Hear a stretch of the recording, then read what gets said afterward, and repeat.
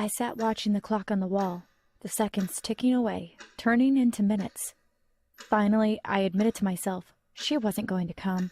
I don't know why I kept on putting myself through it. Every time I organized something with my mom, she let me down. We were supposed to be having lunch together. It had been organized for a week. It wasn't as if she even came up with good excuses. Often she would just say she forgot. It hurt me that she didn't make an effort to spend time with me. I'll just give her 5 more minutes, I thought to myself. My phone buzzed. It was a message from Mom. Jasmine, something's come up. Can't make lunch today. That was it. No sorry. No love, Mom. In fact, I don't think my mom had ever said that she loved me. I sighed with disappointment. I should have known better than to make an arrangement to meet her. But I couldn't help myself. I just wanted to have a relationship with my mom. I signaled to the waiter to bring me my bill. He looked at me with pity. He obviously knew that I had been waiting for someone, but they hadn't shown.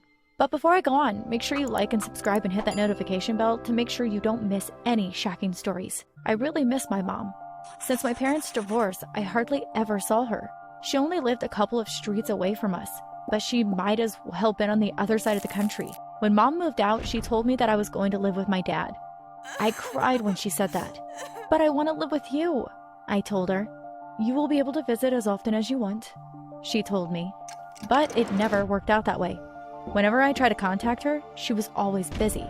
She never answered my calls and sometimes didn't even reply to my text messages. I knew that she was busy with her new life, but it hurt that she didn't have any time for me. I sometimes went weeks without hearing from her. Once, I thought I would just go to my mom's house and surprise her. It had been weeks since I had seen her, and I felt sure she would be pleased to see me. I put a few things in a bag and went over to my mom's house. When I got there, I knocked on the door. I expected her to be so happy to see me, but when she opened the door, instead of smiling at me, she started screaming at me. What are you doing here? Go home. Go back to your father. Her words cut into my heart like a sharp knife. But Mom, I came to surprise you, I said, tears filling my eyes. You need to leave right now, she said angrily. Don't ever come here unannounced again. She slammed the door shut. Surely she wasn't going to leave me just standing there on the step. But that's exactly what she did. I waited for a few minutes, but eventually I realized she wasn't going to invite me in. When I got home, I ran straight up to my room and just lay on my bed, sobbing. I couldn't understand what I had done to make my mom want to ignore me. I understood that she had a new family now, and I was fine with that. I had 2 new stepsisters, and even though I hadn't really spent that much time with them, I liked them. I would have to find another way to get close to my mom. I decided that I would be friendly to my stepsisters at school, and then hopefully they would invite me to play with them at home. The next day at school, I made sure to bump into them. Oh, hi, Lisa. Hi, Carla, I said. Oh, hi, Jasmine. I've got something for you. I gave them a bag of candy each. Their eyes lit up. I knew that Mom didn't let them have candy very often, so this was a big treat for them. Thank you, Jasmine, they said, smiling. Hey, why don't we hang out this weekend? Okay. The following weekend, my dad was away for a work convention, so I was staying at my mom's house. I was so excited. It was months since I had spent a whole weekend with my mom. Friday morning, I packed my bag for the weekend. I was going to my mom's house straight after school. I wondered what Mom had got planned for us. Maybe she might take me into town shopping. Just the 2 of us. The school bell rang and I waited outside the school gates for Lisa and Carla, but they were nowhere to be seen. I was sure Mom had said they were going to walk home from school with me. I waited for another 20 minutes, but they were nowhere to be seen. I decided I would just go to Mom's. When I got there, Lisa and Carla were sitting in the room watching TV. Why did you leave without me? I asked them. Oh, sorry. We forgot, they said. I decided to let it go. I didn't want to have a fight with them on our first night together. I went into the kitchen to ask Mom what we were going to be doing the next day. Oh, I don't have time to do anything with you, Jasmine. You will have to amuse yourself, she said. Then she told me that it would probably be better if I spend the evening in my bedroom catching up with some schoolwork. You might as well eat your dinner in your room too, she said. I'm busy at the moment. I have to plan Lisa's birthday party. I couldn't believe my ears. Lisa was having a birthday party? I had never even received a birthday card from my mom, never mind a present or a party. I spent the evening alone in my room. I could hear my sisters and my mom and stepdad downstairs. They were obviously having dinner together. I could hear them laughing and joking around. I wanted to cry, but I was determined not to let my weekend be ruined. The following day, we were outside in the garden. Lisa, Carla, let's play hide and seek, I said. I'll count first." I counted to 100 and went to look for them. It didn't take me long to find them. They hid in the most obvious places. "Now it's your turn to count, Carla," I told her. Carla started counting and I ran and hid in a bush at the end of the garden. I sat there, but Carla didn't find me. I must have been in that bush for at least an hour. Eventually, I decided to give myself up. But when I came out of my hiding place, Lisa and Carla were nowhere to be seen. I went in the house. They were sitting together watching a movie and eating popcorn. I couldn't believe they ditched me and came inside. "Hey, why did you leave me out there?" I asked. "Oh, yeah, we couldn't be bothered to play anymore," Lisa said. "But we're going to do some baking this afternoon," said Carla. "Do you want to join us?" I was still annoyed with them, but I wanted to bake too, so I agreed to join them. Mom said that we were each to make our own cupcakes, and she would judge the winner. I knew there was no way those girls could beat me. I was the queen of cupcakes. We all chose our ingredients and prepared our cakes. We put them in the oven and set the timer.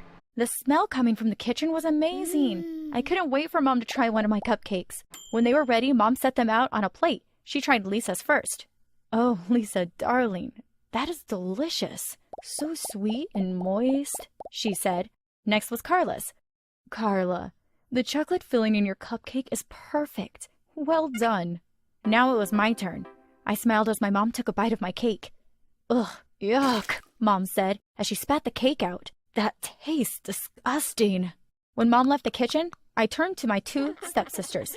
"What did you do to my cakes?" I said angrily. "You didn't think we were gonna let you win, did you?" asked Lisa. "We swapped the sugar for the salt," laughed Carla. "Why would you do that?" "'Cause you're always sucking up to our mom." "She's my mom too." I stormed out of the house. I had had enough. The girls were so mean to me, and I was sick to death of my mom ignoring me and taking the girls' sides over everything. I decided I was going to confront my mom.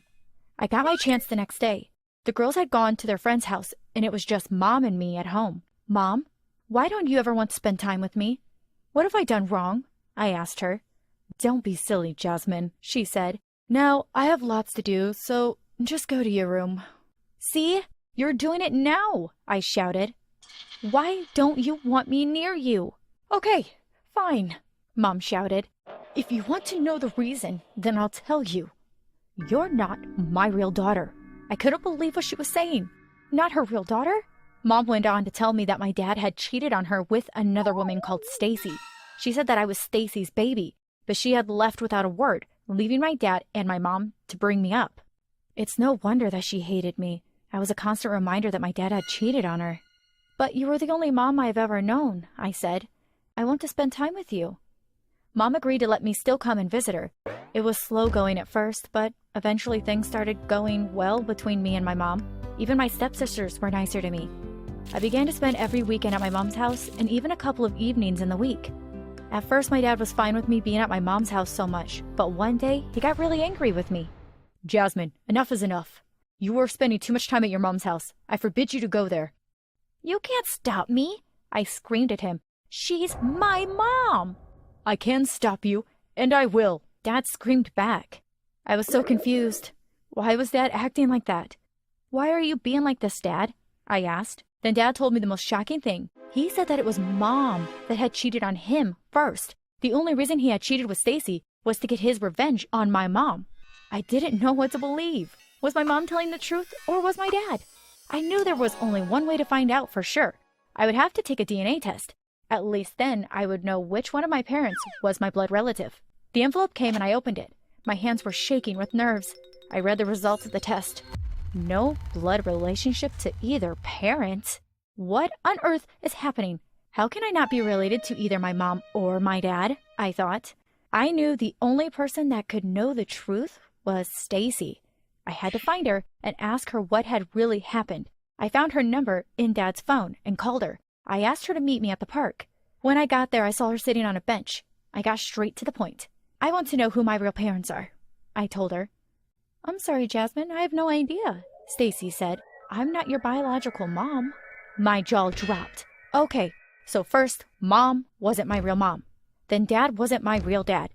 And now the person who was supposed to be my biological mom wasn't even my biological mom. If you think that sounds confusing, imagine how I felt. Stacy told me how she had found me as a baby in an alleyway. I had been left in a cardboard box. She said that there was no note saying who I was or who my parents were. I didn't even have enough money to look after myself, never mind a baby. She told me that she did have an affair with my dad. It was at the same time as she was seeing my dad that she found me in the alleyway. She realized that the best thing to do was to leave me with my dad. He had enough money to look after me and would give me a good life.